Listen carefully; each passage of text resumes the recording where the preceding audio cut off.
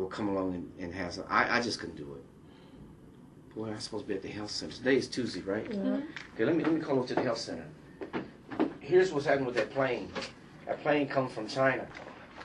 I guess concrete suggestions from you on how to make the improvements that, like, especially you, but you know, Dolores and Dr. Abram too, but like how to make it more personal and how to give it more spark. First of all, okay, this is why it's on my mind. There was a correction on there where I went to school at and stuff. Okay. Can y'all find that in there? Somebody said the part where it says Julius from Phoenix. Mm-hmm. He grew up in Phoenix and went to school at Wilson. It wasn't Wilson. And I didn't come here when I was 13. I was 14. Oh, okay. Yeah. I was 14 instead of 13. And then I was at Franklin. Franklin Middle School. And what else was on there? Franklin was graduated from Southside. After graduation, he enlisted in the U.S. Navy, retired after serving for 20 years. We didn't know. Was that 20 years? 20 years. Okay. Yeah. Returned to Muncie and currently was working for Ball State University. Mm-hmm. You and your wife have 3 children. Brittany's youngest, junior at Central. He's the only child living at home. Julius is a very positive, inspirational man. Our inspiring man, community. Should we mention, you do so much involved with the community, and the only thing that we specifically mentioned was the school board. Should we mention some of your other activities? Well, I mean, people more of a flavor of who you are and how you're connected to the community. The American Heart Association. I'm on the board of directors for the American Heart Association. I'm on the board of directors for the Families Forever Ministries, helping families. Is it Forever? Yeah, Forever Ministries. Yeah. In fact, we're putting on a concert. A God is Awesome concert. Putting that on. You can even afford it. $5. I can afford $5. Yeah. We're going to have some very talented groups there. And it's at Riorton Auditorium over in Anderson, Indiana. It's a week from this coming Saturday evening. Be a nice, very romantic date. Children's under 12 free. Some people have got, We don't have any children under 12 yet. I count hers in the future. In the future. For crying out loud. Come on. I do. I just get it from my mom. I do. I mean, it's unbelievable. We have put our, all into this, and then, it's about to go away, and then we're about to go back to just the any other day classes, and it's going to be so totally different. Oh, you're a senior. You're not going back to classes, are you? No, I'm going to go to graduate school, but not right away. Okay. Where you want to go? Your mother's English teacher institute. Mm-hmm. Okay. Yep. Okay, good. Okay, I think this has been a learning process for all of us. I think I have learned just as much as you guys have. But I like the constant flow of information with in terms of talking and sharing. Now let's talk about last night, our likes and our dislikes, or how we can, as I got up and spoke, I put flavor in it. What I was meaning at that time was that which Mrs. Wilson. Mm-hmm. I'm trying to get myself out of it, but I'm trying to put them in it. And with Miss Wilson, I guess I was looking in terms of she was born and raised in Muncie, Indiana. She went to all of these. She went to every school in Muncie and graduated in Central High School, wasn't it? Mm-hmm. Okay. Now the things in which she went through at that particular time, that's the flavor. We kind of got to somewhat, how tough it was, the family structure. I mean, that's what I tried to create in this, with that. Okay. So should we just describe the people more fully? Will that give it a better sense? Mm-hmm. Yeah. And I guess I want to say in that particular time versus what we in now, that particular time versus where we at now.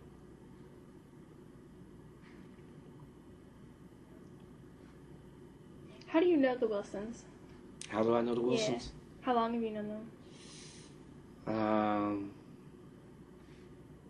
I have known the Wilsons for several years.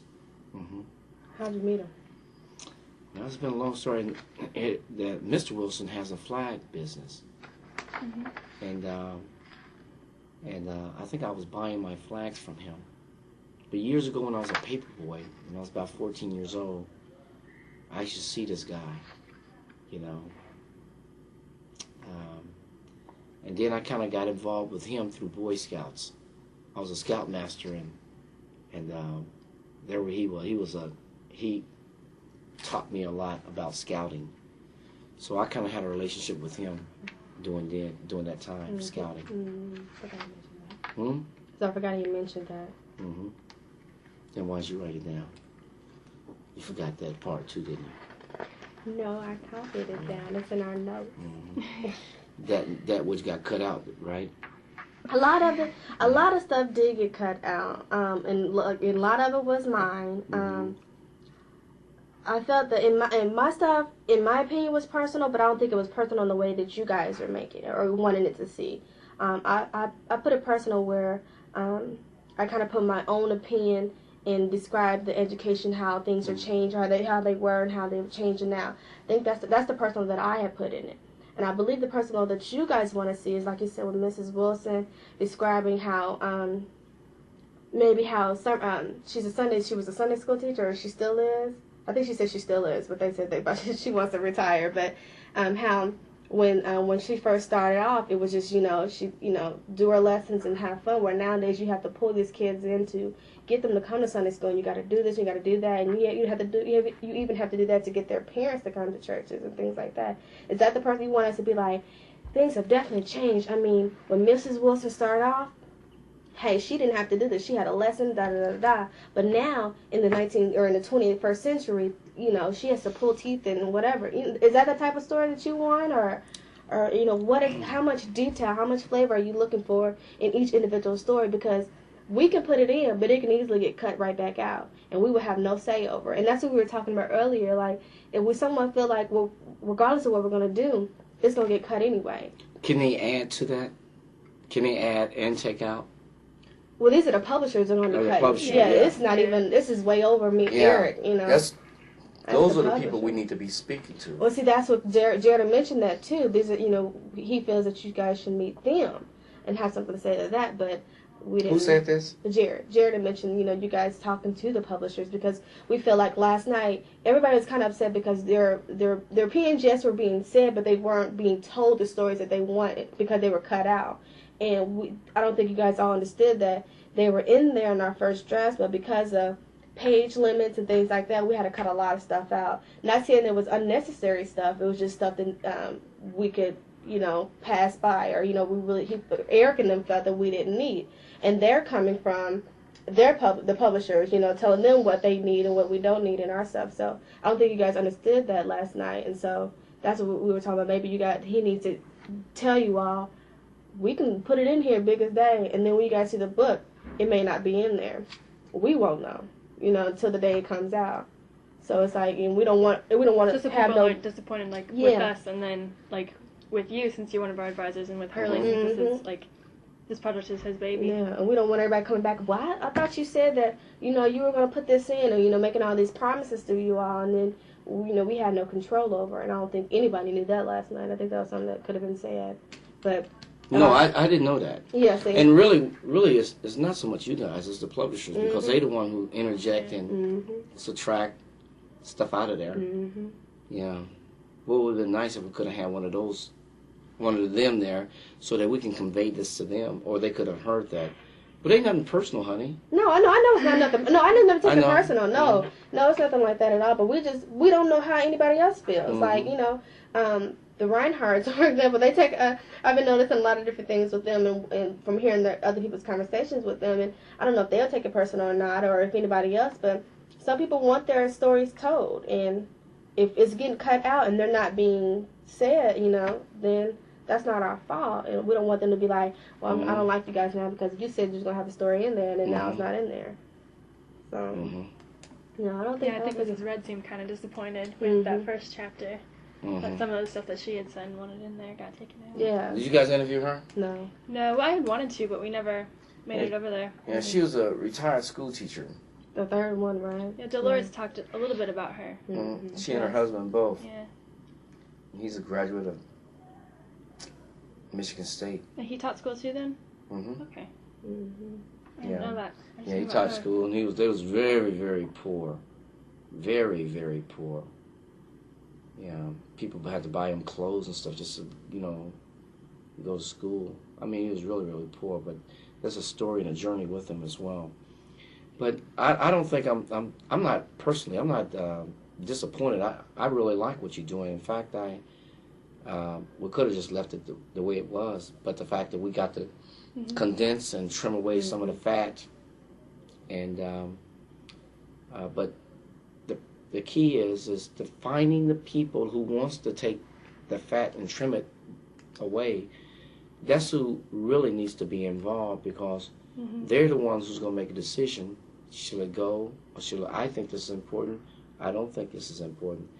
And it's almost, to really do it right, is to sit down with a Reinhardt and say, now, what are you really trying to say? Because a few words can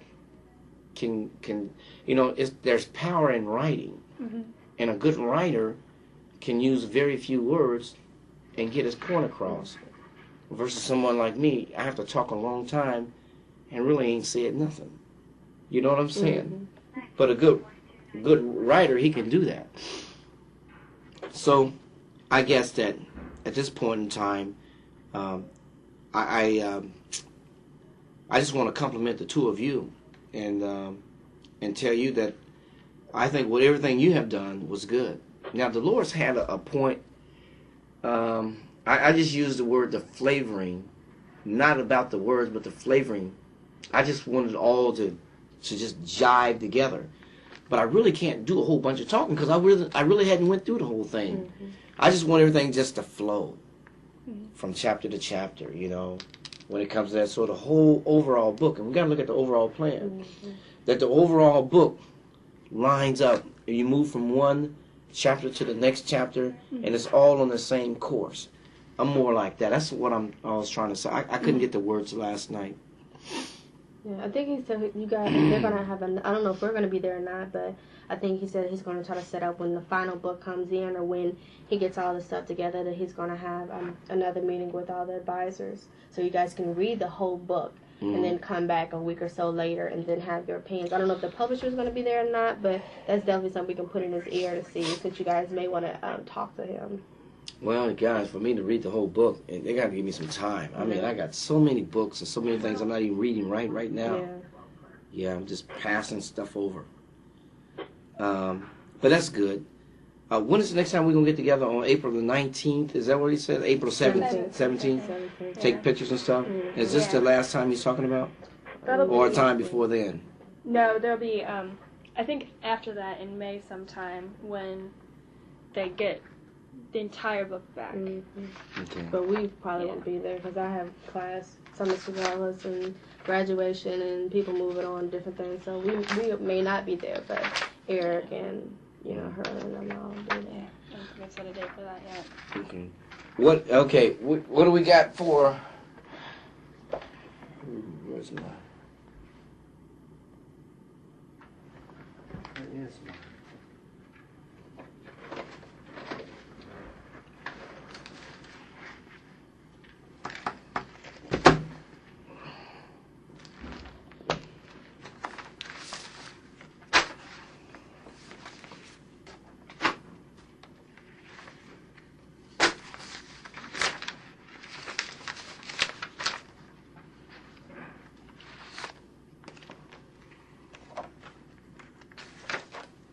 Okay. March is gone. Oh, address. We have your address? We have his address. Yeah, what's your zip code? 47303. Okay. Yeah, because we have your street address. Yeah, we have to send out addresses to our RSVPs to everybody who helped out in the book for the 17th. This is in May. The presentation at Schaefer is going to be April 17th. Yeah. We're discussing exactly where we want it to be right now. Yeah, last night Eric said Schaefer, but we're thinking that with all the community people that want to come and then the university people that want to come, we might overfill Schaefer. Because they want to do it in the sanctuary. So the meeting right now is set for 7 p.m. April 17th. Maybe at Schaefer. But what time is it now? 7 p.m. On the 17th. Presentation, Middletown presentation or something. But they may change the location from Schaefer, so we can try to fit some more people in. So far we got a total, curious, like 200 or something, and Schaefer only fits 100. But we're just guess estimating. People have bring in family or kids or people from the community who really haven't helped out, but they want to hear about what's going on. We're just kind of adding on here and there numbers and then our family members and stuff like that. So we don't know how many people will be there. Maybe Schaefer will be big enough, maybe it won't, but we don't want to take the chances of it not being big enough and then people being turned away because it's too packed. Yeah. But that's a whole nother argument. Yeah, I know our church is big enough, but I know they wouldn't want to move there. Well, that's what we were saying, Union. But every time I try to set something up with Union, we have to set it up in a month or so advance. I'm not Union. I don't go to Union. You don't go to Union no more? I never did go to Union. Well, years ago, before Union. You probably seen me at Union as I was guy. I've seen you there. You see me if we having a meeting or something like that. But I go to Christ Temple. Yeah, that also came up, but they said it was too big, and they were like, they didn't want to make it look like we didn't have anybody there to get lost in the sanctuary. So we said that was too big. It's not that big. It holds 750, but it's not that big. Everybody be comfortable. Yeah. And we was also saying civic theater, but Eric said he wanted to keep it in the community, and he felt if you want to keep it in the community, then what he need to do is go to where we meet at once a month. Go to the Bueller Center. Well, that's what we said Bueller Center and South Side, and that still may not be enough. And then putting up chairs and have those chairs comfortable for, with cushions and things like that can be a big issue. What? Okay, so they want to do Union. Antioch is right down the street. Nobody mentioned Antioch. I don't know. I've never been to Antioch. Antioch, right down the street from me. My first cousin is the pastor there. How's the size? It's a little bit bigger than Union, and they have a room called a dining room called the there's a Devote Center. Antioch is right in the neighborhood too. It's a little bit bigger. Now, who's the pastor there? Edward Long, pastor. Yeah, they've talked to them before. Yeah, Eric, I know, talked to Sam Long several times. I mentioned that to them. Yeah. And we were thinking about having the reception back at Schaefer, just in the basement of Schaefer. Just so that Schaefer can have its name on it. Yeah, since so many of our. Yeah, and I think that that's what it is. I think they want to keep it right there, and you kind of got to understand these churches. I don't want to say they fight against each other, but it's one of those things. Whereas we got this going on at our church, it's kind of upsetting. I'm just like, that's the fullest that church is being is when we was down in that basement. We ain't got but a handful of folks. Yeah, I went there on Sunday. Yeah. Dolores is threatening to make me sing in the choir next time. Because I just sat in the back this time. Yeah. That's what I'm definitely thinking. It's just a lot of, we got this going on. This is something, so you come to our church and maybe we can get more members and, girls off from there. But I'm just like, it doesn't matter. You just get us somewhere comfortable. Because I do not want to be uncomfortable in no 80-degree weather and be suffocating in the sanctuary. Okay. So 7 p.m. somewhere. And I think Dan was going to take pictures of group pictures beforehand. Okay, so say 6 o'clock instead of 7. Okay, that's because right. everybody has to meet at 6. 6 o'clock when we're supposed to get there.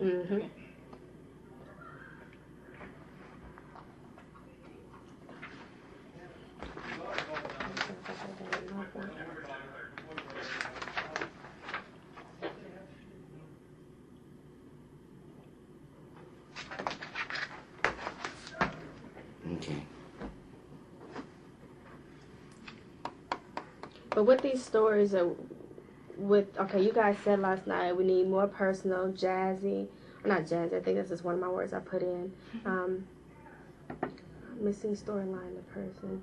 You guys felt that the relationships are very important. and that sacrifice I thought would be really good, but that is a whole nother 5 pages in talking about sacrifice, and we don't definitely have that space in our chapter. I think maybe we can mention it or something like that, but I thought that'd be really, really good, because that's the overall with Muncie community has had to experience is the sacrifice, but more interaction couldn't help. Did we end up being able to, I guess I could look at my own, put in that story about the Wilsons having to really sacrifice to get their son to be able to go to Purdue, or did that one get cut out? No, we said they got it in there, but they switched it, and I think they switched it in a way that it didn't sound the right. Okay. In the schools. I think we should put it back in then. And make that. Since sacrifice was something that, everybody around the room started to echo that. Like Phyllis White said several things about it. I don't remember. I was sitting kind of by Lonnie and Bessie Jordan, and they kind of echoed it too. You know Phyllis White and Dolores' sisters? Mm-hmm. Yeah, I think that maybe could be, and that's what I was thinking also, what stories can we put in to relate to every single one of the, at least have, and they were saying like stories 2 to 3 sentences type. If at the top they said they don't have to be paragraphs, but like 2 to 3 sentences, but like African American staff in the Muncie Community Schools, what were we talking about? Oh, we're talking about, okay, and then maybe like a story about the rich heritage. If we were to say something like, like Carrie said about the Wilsons family, how they had to sacrifice, and she said hustle, but I don't want to use that word. Miss Wilson said we had to hustle, but that is a whole nother term nowadays. But she said that, yeah, but we can tell, we can go back and kind of explain that. And the way I want to tell a story is kind of put in facial expressions, if we could, and be like, as Miss Wilson said, thinking about all the sacrifices that, her and her husband had to go through, and she remembers, putting money aside here and there, and she couldn't buy a new pair of shoes, something like that, and letting that be like the story. Is that the story, type of story you're looking for? Yeah, something is more, that would be something like that. Mm-hmm. I would like that. Something, that I guess would tell somewhat of the struggle. She would have to stop. She couldn't buy hair rollers because every penny had to go toward her son's education. Yeah. And how that paid off too, because he's a medical doctor. Could she really not buy hair rollers, or are you just thinking of an example? I think she said in there, but she didn't say nothing about buying a pair of shoes or hair rollers. She was just like, we had to really penny pinch, and we couldn't buy the things we wanted to buy because we had to really save our money. I don't know if that's what she said, but she didn't say nothing. We can ask her. Hey, and her name is Kelly, Kelli. We've been saying Y, yeah. Okay. Well, your son is so difficult to talk to. We've been saying this. What do you mean? We called and we're like, hey, Brent. So, how do you feel about this? What are your values? Or how important do you feel values are in your community? He was just like, yeah, they're very important. And we was just like one word answers. We was like, Britton, please say something. So I was like, okay, Britton, say what I say. We're gonna write you down and saying it. And I was like, okay, say this. I mean, we was really trying to make him say something. And then finally Kelly got on the line and she was saying a little bit what we wanted to hear. But your son was just like, yeah, I agree. She was like, okay, friend, we gotta get something else. That's funny because much as he talk, that boy talks so much. It's all I get on the report card. So, my wife said, "Don't get mad. Don't you get mad. Don't get mad. It's in the genes. Your report cards was the same way." Yeah, but it was just funny. Mm-hmm. We was like, okay, Brenton, say what I say, and then we'll quote you on it. So. Yeah, Kelly is his first cousin, so that's good. I'm glad she was there. She does make sense.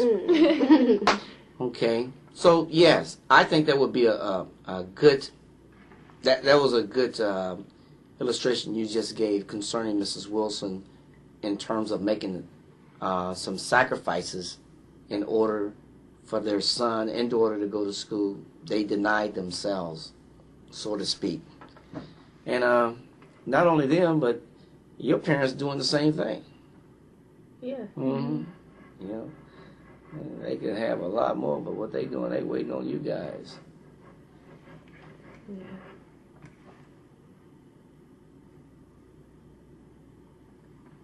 Yeah, I'm making up stuff.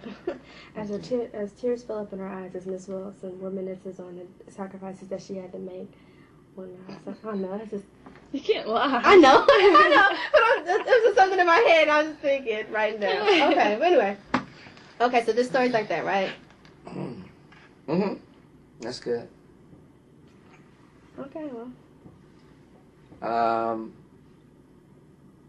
I want to describe the Stevens' business a little bit more, like talk about QLs and like all the work that they've done with that. You guys get a chance to taste any meat, anything? No.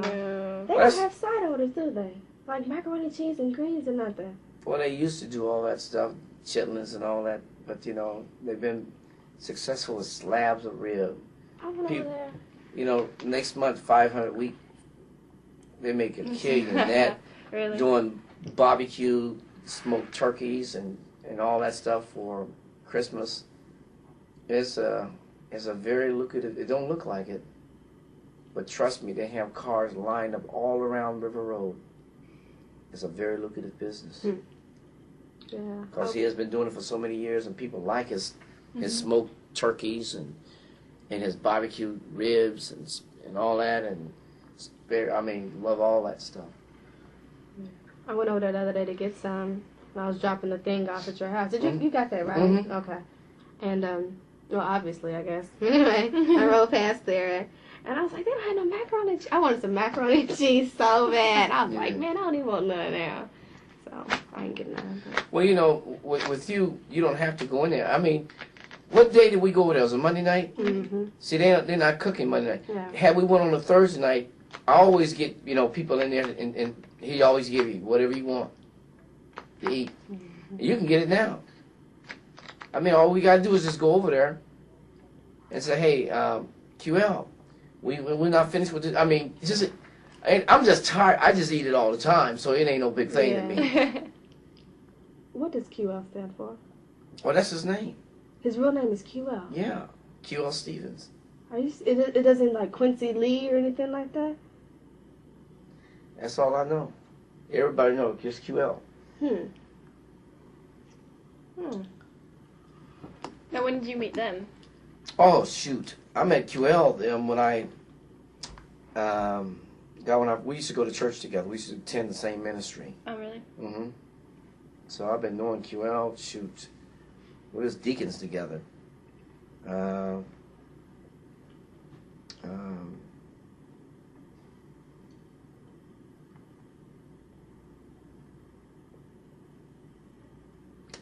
Yeah, I've been knowing him for a long time.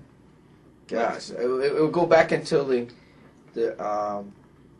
early 70s. What church was that? It used to be called Disciples of Christ, but it's now changed to Word of Life. Oh, that's right. Okay. Yeah, I saw them sitting at that table at the brunch at the Civic Center. Mm-hmm. And I'd never heard of that church before. Did we had to ask you who the relation with somebody else. You remember what that was? We kept forgetting. We were like, with who? Hurley Goodall? No. We was like, man, we forgot to ask you what his relation was with somebody. I think it was just how he met the Wilsons and the Stevens. Okay. Yeah. Like what that connection was. And then, what drew the Wilsons and I and the Stevenson and I closer together is the fact that they was married over 50 years, and I put on that program, Celebration of Marriages. Mm-hmm. Now, I kind of talked about that a little bit last night. Even though we got so many single people, some people get irritable hearing that. They, for somehow or another, it has, destruction and unfairness or whatever. Maybe death has come to their spouse and they're no longer together. They really don't want to hear nothing about no marriage. They like to just do what they want to do. But somebody got to keep telling it and telling the story, and somebody got to keep honoring and recognizing the people who have made some sacrifices. And when you get the Wilsons over 60 years, the Stevensons over 60 years, the Goodalls over 60 years, and then you get to the block in which I live on, 9 couples. 9 couples been married over 50 years and 160.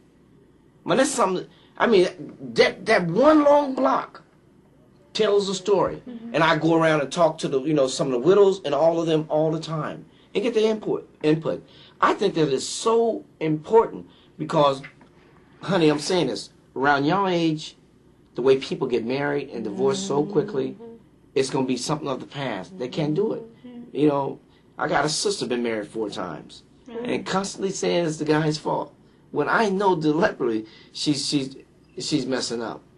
And had some pretty good winners. I mean, she done had a guy that used to play for the ABA basketball. One guy was a doctor. He was a respiratory therapist type doctor. And then another guy owned 5 chain McDonald's, You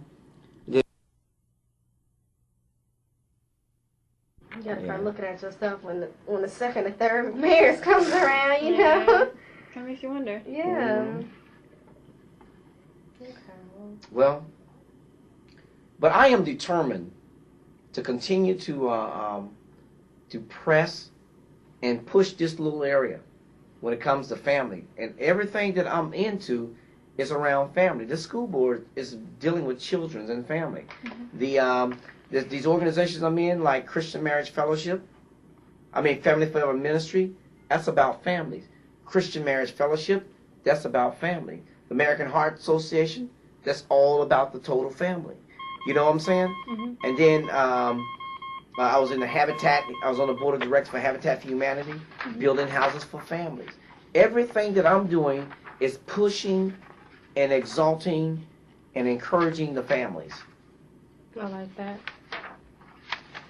I think that's something that we should put in. Everything is family-centered. Family-centered. They just called me from San Francisco and asked me, what do I want? Filet mignon to sign up for the 7 o'clock dinner Friday night. Filet mignon. Salmon is like, it depends on who cook it, but filet mignon is the best anywhere. Okay. I'm kind of picky about my steak. You are? I'd go salmon. Okay. Well, I'm trying to stay away from that high cholesterol stuff. I'm going with you, Carrie. You missed out on a good steak there. No. What is it you're going out there for? Huh? What is it that you're going out School there board. for? School board, yeah. Oh. So I was really, you want to tell you what it is? Wine and dining. That's all it is. Wining, putting you in the finest hotels, wining and dining. I went to one in November for a week out in Atlanta. We had one dinner one night. I told you it cost $8,000 a dinner. Oh, a dinner? No, I said it was 36 of us went out to dinner. Oh. I tell you who we went to. We went to Puff Daddy's restaurant. There you go. Justin's or something. Yeah, that's what it was. Justin's, yeah. And it was $8,000 bill. $8,000. For 36 people. Huh? For 36 people. Yeah, the menu started at $26 and up. Shut up. Was it worth it? Well, I wasn't paying whatever. Look. Yeah, whatever it's free. Whatever, it wasn't.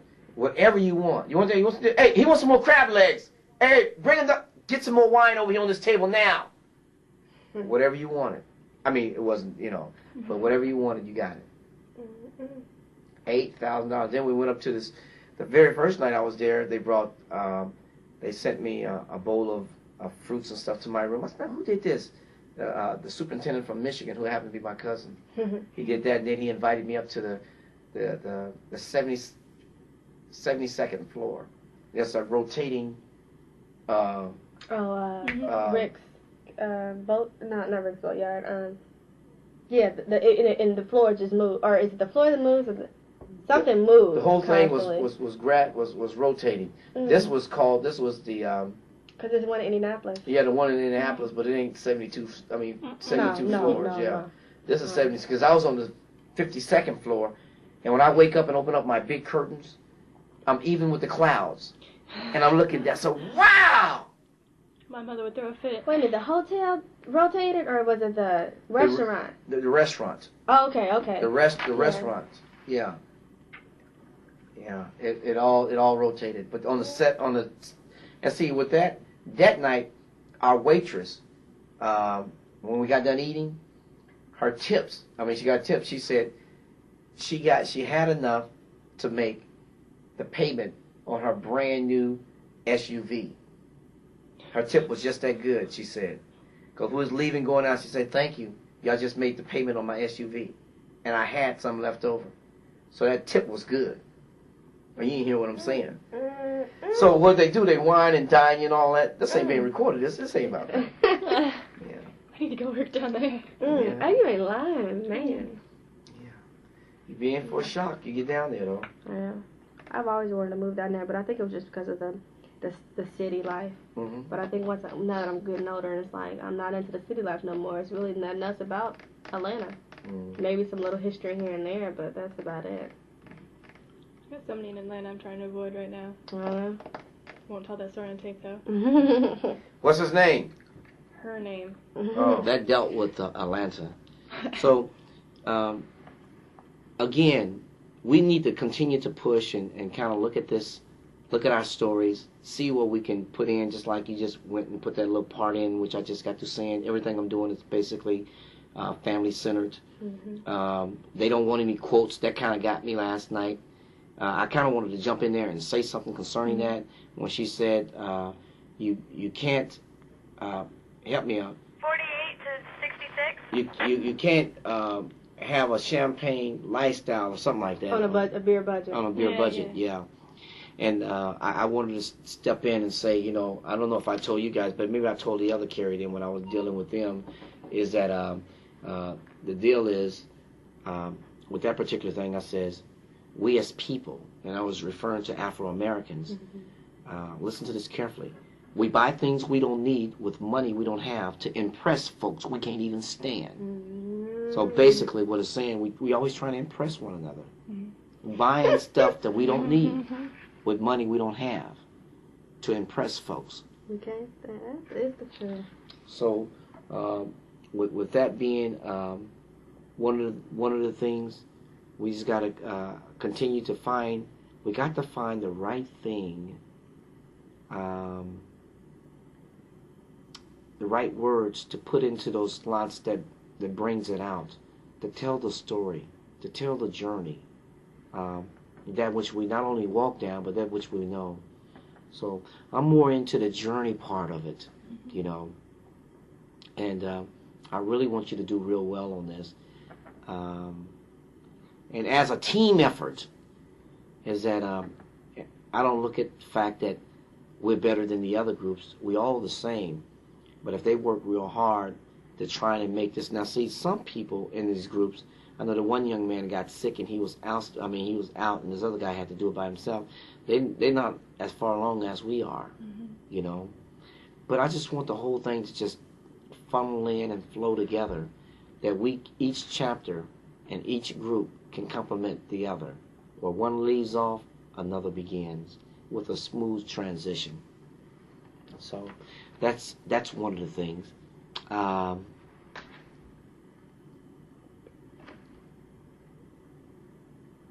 Dislikes? I don't have any dislikes. I think that we got the right people for the amount of time we had. I think we kind of pulled things out of them. Some was more willing than others, So the people really weren't that bad.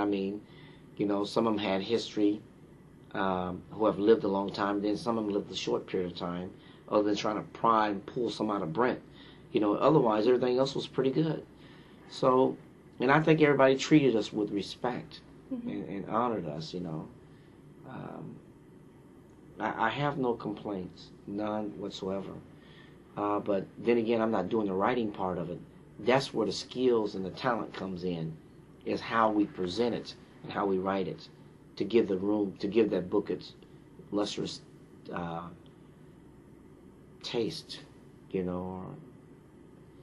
So that's where we're at. Okay. Are there any more questions concerning that, or you have anything you would like to share on anything? I think we've about covered it all, how to improve it. How to improve it? Yeah. Okay. Have you guys met with Dolores, or you plan on meeting with her anymore? Yeah, we said that we'd give her a call too. Probably meet with her later on the day or something. Yeah. Or tomorrow. Okay. All right. Seemed like y'all had a lot of fun over there playing video and all that stuff. At her house? Yeah. We didn't play any video games. Well, okay, maybe her son in the room. He was playing. Yeah, Trenton was always playing video games. Yeah. Trenton, huh? Yep. He wouldn't talk. He's too shy. He never did he? Yeah. He'd give us a nice big smile. And then he'd go back to playing. My name is Trent. You know he's only in 3rd grade? No, he's not. That's all. He's a big boy, ain't he? Yeah, he is. For a 3rd grade. In the 3rd grade? How old is he? He's young. He is not. I'm thinking that boy's in the 6th grade or something. Oh my goodness. 3rd grade? Who's on the 3rd grade? No, I think he turned 9. In 3rd grade. Yeah, then I guess it's just his height and weight on him that makes him look older. Mm-hmm. Well, I remember Kareem Abdul-Jabbar was 6'5" in the 6th grade. Yeah, 6th grade he was 6'5". How tall is he now? 7 something?